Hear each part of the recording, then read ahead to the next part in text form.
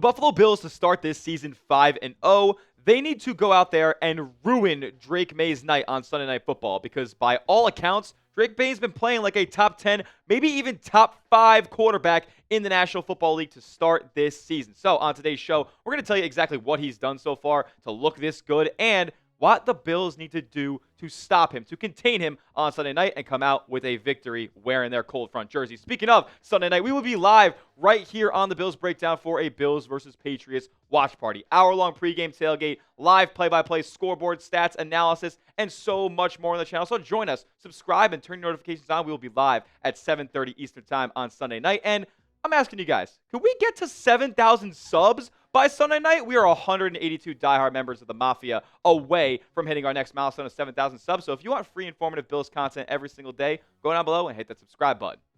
Alrighty, it's an interesting matchup heading into Sunday night. The Bills come into this one as the league's #1 passing defense, allowing just 125.8 pass yards per game. They are the number 31 rushing defense, though. Complete opposite sides of the coin there. They allow a $164 on the ground on average. And the Patriots, conversely, they are kind of the complete opposite. They are the number 7 passing offense, and they are the number 25 rushing offense there. So kind of yin and yang here a little bit with this matchup in the division between Buffalo and New England. But the reality from the Bills' perspective here, before we get to Drake Maye, is that the only reason the Bills' pass defense is so good is, in my opinion at least, because the run defense is so bad and teams are already establishing the run where they don't even need to pass the ball all that much. I mean, and then when you think about it in week 2 against the Jets, like the Jets don't pass the ball at all. Like in week 4 against the Saints, that was probably the worst you've been gashed outside of your matchup with Lamar Jackson, and they still didn't even throw for that much. So at the end of the day, it's weird. I think we need a little bit more of a bigger sample size here to really make a judgment on the Bills' pass defense. And I think it's going to come this week against the Drake Maye and the New England Patriots. Drake Maye is by far, in a way, the second best quarterback that the Bills have played so far this season. And, I mean, he's looking like one of the best quarterbacks in the league right now. Here's what Maye had to say about matching up with Buffalo this week. He said, "It's a great gauge for us. See what we've got. So we're competing on the road in a tough environment, and it's one of the first times we'll do that as a team. Battling through, playing 4 quarters of football, that's going to matter. Playing on the road, 4 quarters matters. You can't just play a half, and you can't just show up at the beginning and not at the end, but playing full 4 quarters, going into a hostile environment, and bringing our energy." Well, speaking of energy, Drake Maye has brought the energy of a top 10 quarterback so far this season, bar none. And, I mean, I look at the rest of this Patriots team, specifically on the offensive side. I mean, their offensive line's not all that good. Yeah, they're getting Jared Wilson back. Who cares? Like, the receiving core is atrocious. Outside of Stephon Diggs, who just had his first 100-yard receiving game of the season. He is coming back to Buffalo. He said it's going to be a little bit of an emotional experience for him. So I'm hoping that the Bills DBs make him a little bit emotional and take him off of his game a little bit. But back to Drake Maye here. He is looking amazing. And like I said, with the rest of this supporting cast for him, he is carrying them on his back. Drake Maye has accounted for 77% of the Patriots' total yardage so far this year. That's more than any football player in the league. Yeah, McCaffrey, nope. Puka Nacua, nope. Drake Maye, both through the air and with his legs, have been carrying the Patriots to a 2-2 record so far. And I'm not going to sit here and act like the competition has been stiff for Drake Maye, as through 4 weeks, he has been good. Let's not make any mistake about it. But he's playing the Raiders, who they lost to, by the way. The Dolphins, who they ended up winning against. The Steelers, who they ended up losing to. They stink. And then the Carolina Panthers, who everybody in the NFL is going to beat this upcoming season. So in that Raiders matchup, he was fine. Did end up throwing an interception in that one. And then ever since then, he's just been kind of lights out as far as efficiency goes. They're completing 80% of his passes over the last 3 weeks. And that's going to absolutely play a factor here, as the Bills typically sometimes play a little bit of a soft coverage, and they can be getting the ball out quick to some players who can make some plays in space. The good thing about the Patriots is that they don't have a ton of deep threats, guys who could beat you over the top. So Maye actually hasn't been chucking the ball downfield a whole heck of a lot so far this year. As far as big-time throws goes, he's only had 3 on the season so far compared to 4 turnover-worthy plays. So that is something to note here, that Maye will put the ball in harm's way in some certain scenarios. You want the big-time throws to always be bigger than the turnover-worthy plays per PFF, but as far as 4 weeks go, Maye is in the red there. Adjusted completion percentage, though, this guy, it's clockwork for him. He's excellent as far as mechanics go with his game, so he's completing 4 out of 5 passes right now when you factor in drops and whatnot. 7-2 touchdown interception ratio, like very solid, especially second-year player, like you're going to turn the ball over. It's grading out a way above average right now at a 74 on PFF, and if we just look at this graph right here, this can kind of tell you exactly how good Drake Maye has been so far this year.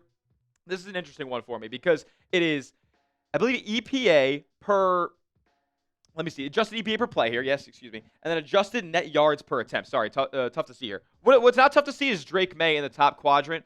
Up here in the top right, obviously our guy Josh Allen there is exceeding all expectations, but Maye is in the green in both areas here. He's got over 0.2 adjusted EPA per play. He's got he's in the positive on adjusted net yards per play attempt. I believe he's at about 7.5 there. So he's just being an efficient football player and putting points up on the board.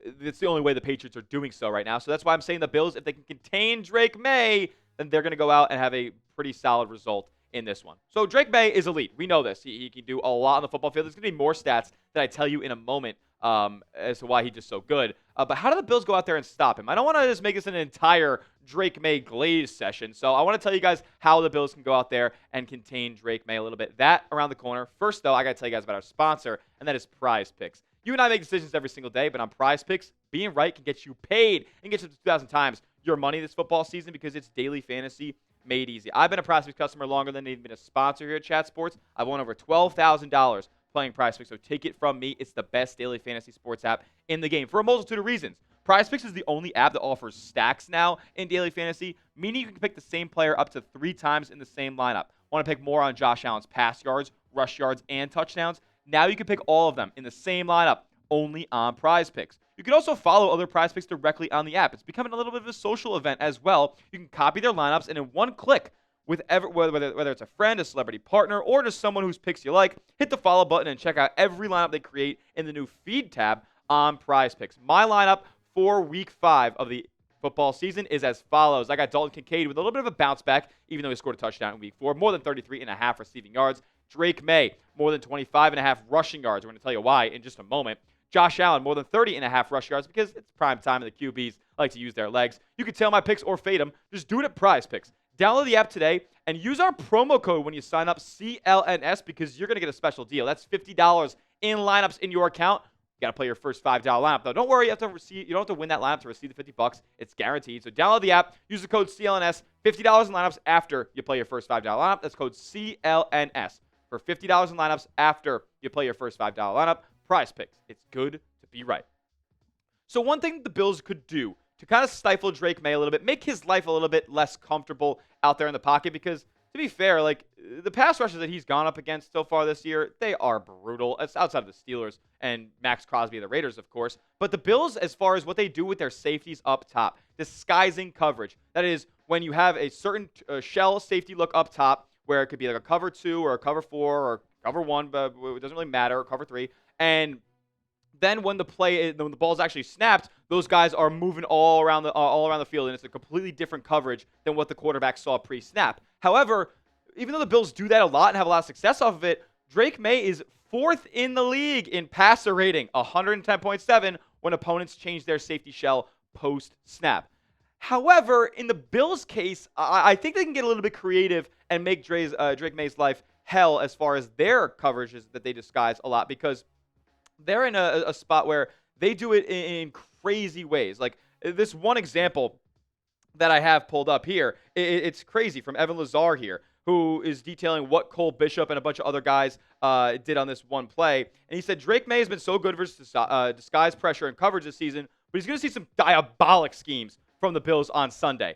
Taylor Rapp goes from the line of scrimmage to post safety, Bishop to the flat, and Buffalo blitzes the nickel corner of Taron Johnson. So it's a crazy scheme where Bishop's coming from the line of scrimmage back to the top, Rapp's coming top to the line of scrimmage, and then Taron Johnson's just blitzing. So they just do tons of crazy actions here. They ended up making the Saints totally guess wrong on this play, and it resulted in an incompletion. So if we design the coverages in a specific enough way to where Drake Maye hasn't seen something like that before, and I'm sure Bobby Babbage has those type of packages and looks in his bag, then we are going to be in a good spot here.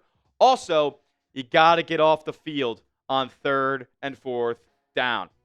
Who's the top quarterback on this line dot chart right here? Oh, yeah. It's Drake Maye at the top right corner there.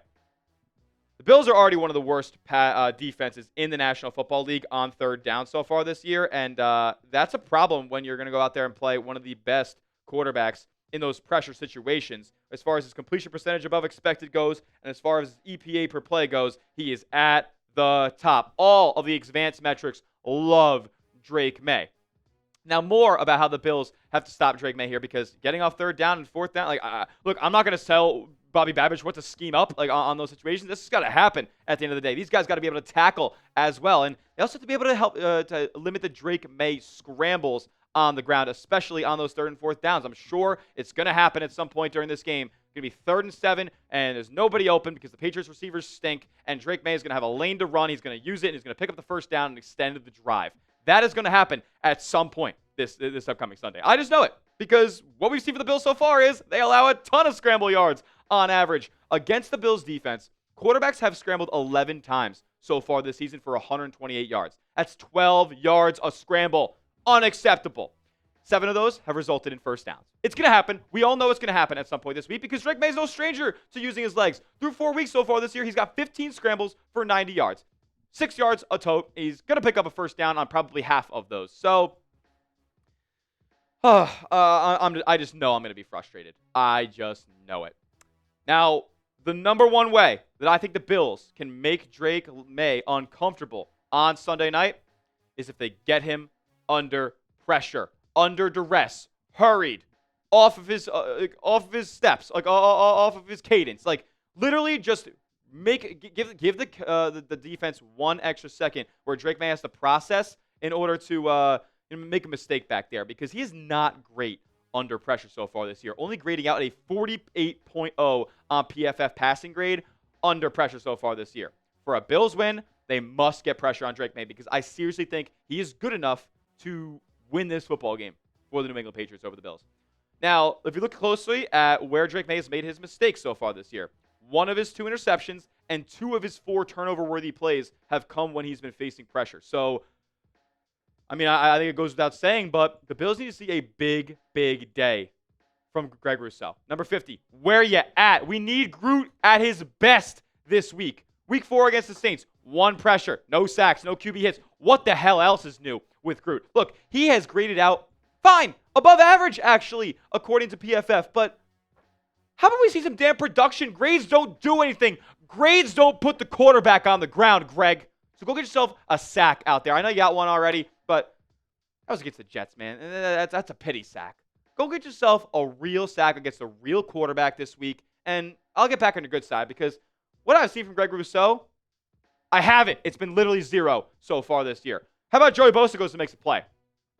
Everybody keeps telling me Bills can't rely on creating turnovers. Bills can't rely on bending, don't breaking. Eventually, they're going to break. Yeah, well, Joey Bosa is a game-breaking player. I think I was looking at another EPA stat. I know I'm a nerd, all that stuff.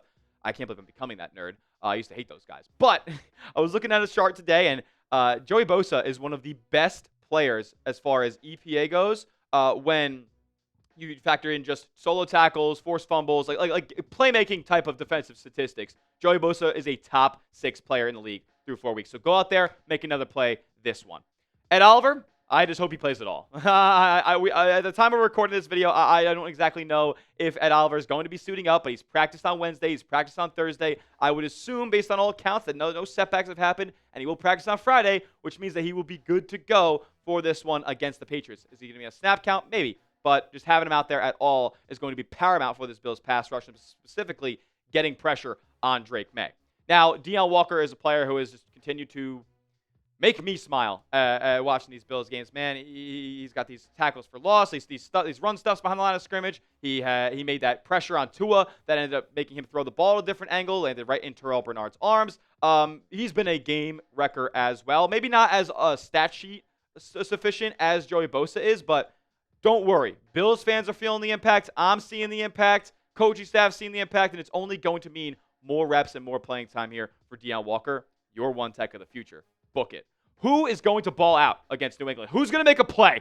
Pick one for me in the comment section. 50 for Greg Rousseau, 91 for Ed Oliver, 97 for Bosa, or 96 for Deion Walker. Who is going to go out there and make a play on Maye? Let me know. At the end of the day, though, there's one way that the Bills go out there and beat Drake Maye. It's the fact that we have 17 and they don't. We have 17. They do not. So if it just comes down to a QB duel, who are you taking? I got 17. If the clock's going down and the Bills got to go get a score, I got 17.